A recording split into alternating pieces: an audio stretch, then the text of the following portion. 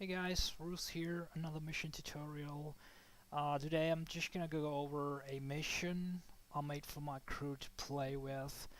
This mission actually is something we haven't been able to properly finish, so we hopefully get it done at some point. But I'm just gonna go through all the parts I've made for this mission, all the different markers and stuff I use to make the mission a bit more alive and working. So maybe someone can pick something up from this and get some inspiration to do their own missions way better than myself or any of the others. Um, well, first thing you need actually to do is to determine what you want your mission to be, what is gonna be light, how many guys actually need to finish it properly or play properly, so it's not too hard or it's not too easy. It's becoming just a shooting gallery. Primary stuff um, you need to do is you need to take out this compound, this airfield with a couple of AA vehicles and a supply depot.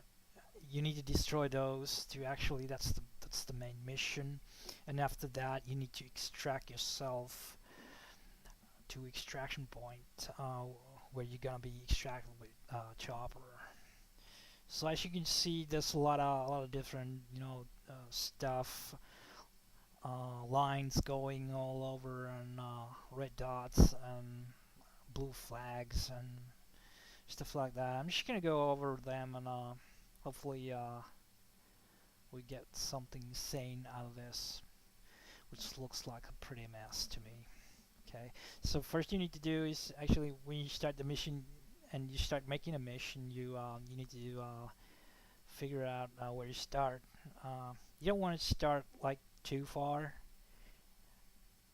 So I don't think anybody likes like these long ass times you need to spend to go from one place to another just waiting for something to happen. So I usually like to start pretty close to the action or the possibility of the action. I mean, as you can see, you can actually go around these sentries here, but if you're playing the mission, and I'm really trusting on a human character that they actually draw a straight line towards the objective and just try to go there, and that's how I basically based these patrols here. But well, you got your regular fire team. You should actually I've made this mission for 6 guys. Uh, so you can use 6, but usually we use 4 or 3. And there's your fire team, and there's also a NPC patrol going over the area, and there's a couple of quad bikes, not usable off-road, officer, and stuff like that. The reason I got quad bikes is that if you want to use these, you can use these to go around fairly quick, but they make a lot of noise, and these patrols are going to take notice. The other thing I like to have in all of the missions is a virtual ammo box, so we can use pre-made custom loadouts and stuff, and because we like to use them.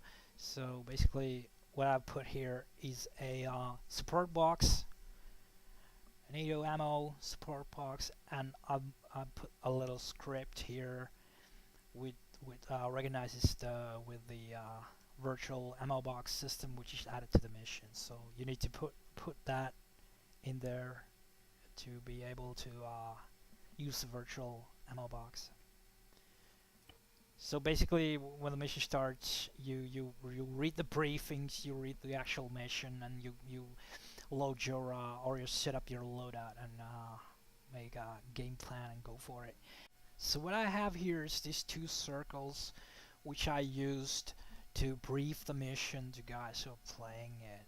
and they're placed using the module section of the editor. And I'm just gonna pop this open, and it's the modules category. It's an Intel, and create a diary record, and you can just this is a situation module. You can put mission execution signal, but this is usually the Intel that tells you what's the situation on the area.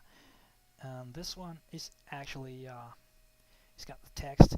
I usually make this with a notepad and just paste it here because it's pain, and it's actually to just write it in here because you can see only one line, but it's all there and you can see it on the map screen properly. But there's a whole lot of stuff about the situation. You can make this owner different kinds. Synchronized objects would mean that only team leader can access, but I use all playable units so everybody can see it. And there's the other one is the mission, which actually tells you what you need to do and gives you the places and kind of coordinates. And what I've added here is a marker, a line of code, which I will put in the description or in the final video. But this is the code that actually makes you see. If you click it on the text, it will take you to the place on the map. So it's pretty handy to have around to do that. So for you to properly to be able to use the briefing system, you need to put markers on the map. So I've got these markers placed here. So what I've done is I've named its default marker selector and a possible supply depot, and OB1 is the name. I'll explain it in a sec why it's called that. That's the extraction point. It's called extract. The name doesn't actually, it's not that important, but the text is. If you wanna call Frank, you can put it Frank in the text. And there's hill 1, name to 1, sweet, and hill 2. But you notice that there's another marker around here, and it's an empty marker which I use. Get out here. Which I use. You can use, but I use empty because it's invisible. And I'll name these. This is object 1. This is important because this is something you put in the script I showed you in mission details, because you use these names on these markers, so the script takes you to different portions of the map. So basically object 3 is hill 1, hill 2 is probably object 4, yeah, and these are probably 1, and I'm guessing, just guessing, this is 2. And you use every time the same script, and you identify as object 4 as hill 2. That's the way you can use in briefing. So when you click on that part of the text, it will take you to the certain part of the map and shows it to you. I also got a respawn point here. For some reason I put it here. It's an empty marker and it's called respawn west. Be sure to name it this, respawn west, so you can do it in the script when you are modifying your mission file to text editor, which I'm gonna do after this video. I'm gonna show you how to set up all the scripts and stuff needed for this mission to work. So basically, you got your briefings there, and after that, you're pretty much set to set your loadout and choose the way you enter the area.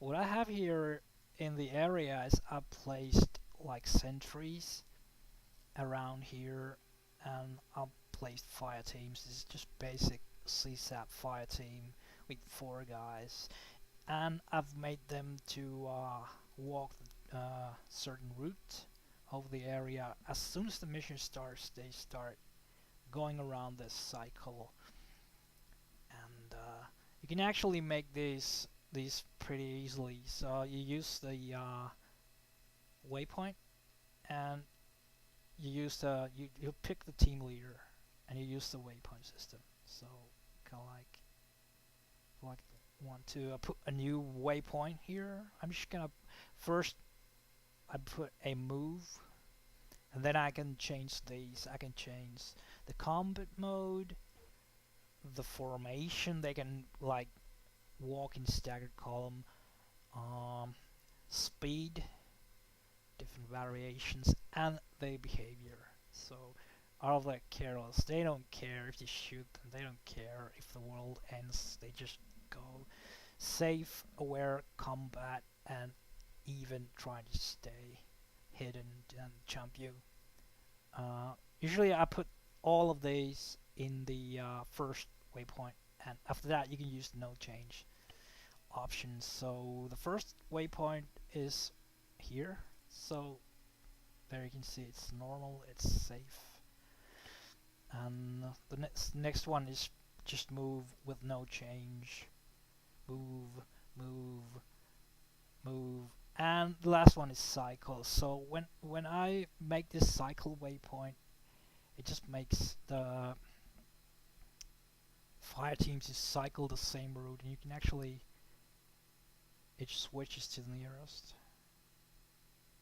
So it's we can put it right there. They don't go back. They just cycle in this area. And basically, it's the same thing with all of these other sentries and patrols. That you should go around these places and patrol the area so nobody can sneak in. I put a vehicle around here. It's an F-ret. It also has the waypoint system going on. She's gonna patrol this road up and down to the infinity, and all these guys have their own tasks to make. AA guns are they just move for a bit and stay there. And I put some ammo boxes, put them in by hand, and there's an empty Ifrit if somebody likes to use it, but usually it gets destroyed in the process. So actually there's a lot of action going on this area of the map from the beginning, so you can actually get into action pretty fast when you start the mission. So I usually like to do that. I don't like to prolong the inevitable too long, so some of my friends are tired easily, so need to keep them awake. So I placed a couple of triggers here. So triggers can, trigger stuff, obviously. So this one right here is it's a trigger that activates some more up for activity, and it's a switch. You can put different kinds of meanings to it. Maybe go into that on the later tutorials. And it's activated by Plufor, of course, because I want our own team to activate it. So you can set different type of stuff in there. So what it does, it activates these groups like this rifle squad. Oh, it's a fire team. Sorry. And this other team right here, it activates them to start moving. And what I've done is I put again a team leader. I put a waypoint, and actually they go in the car. the waypoint says get in, and after they have gone in his car, they're holding. So when the mission starts, these guys get in and drive there and hold for the trigger to trigger the action. And you can put a different kinds of waypoints, all different kinds. But this one's a hold, so they're supposed to hold until my team gets here and then start moving around. And these got also presets: hold fire, speed full, be aware. And I'm reckoning this. They're just holding straight off the bat and just kind of like come to cut you off when you try to get to the extraction point. And there's also guys, running around in this area and here. Stationary vehicle, a couple of guys right there. I didn't do anything there, I just let them be right there. I got a couple more stuff around here. You might saw in the beginning. I've got my rescue force or extraction force. I got a basic transport MH9 and I got AH9s, attack helicopters also for protection. So these guys are actually triggered when the team comes to extraction area, and this is a different kind of trigger. This is also a switch, but I've set the activation by radio. Can't speak anymore. So basically, when you're in game and you enter this this square area, you get the option to radio in the extraction, and there's the actual activation, script. Unit 1. My Unit 1 is actually named. It's the team leader of this fire team. It's got Unit 2, Unit 3, and Unit 4. 4 handsome guys doing the job. So basically, you get here and your team leader can then use the radio and radio in the choppers. And the choppers are also holding at the start of the mission. They move a bit and hold until the Unit 1 releases the trigger by rating. Then they just move in. The MH9 comes from here, and these attack choppers come here. So if there's any actual enemies left, you get a pretty decent fireworks at the end of the mission. But what actually the chopper needs is the landing pad, and I put a landing pad right here, and you can put it into 2 units. Actually, nope. You can actually put a unit here. It's empty. Let's see. Objects with signs.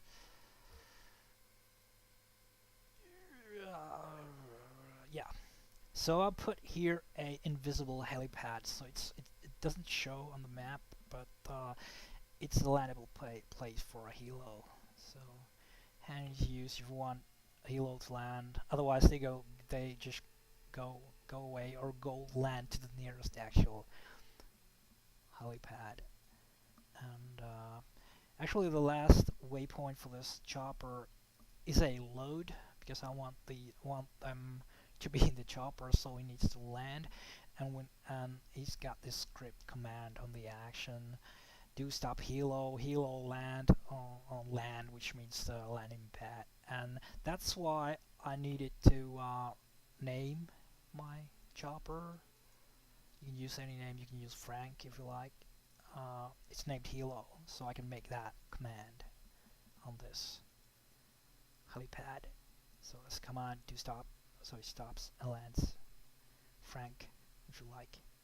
So after loading the guys, the helo can move away, and I bet this waypoint is gonna move like full speed, which is actually pretty fast. And I'll put this condition script here, so the helo leaves when these conditions are met, so it only leaves when these conditions are met, and, and rescues you from the area. My talking is really bad. I'm sorry for it.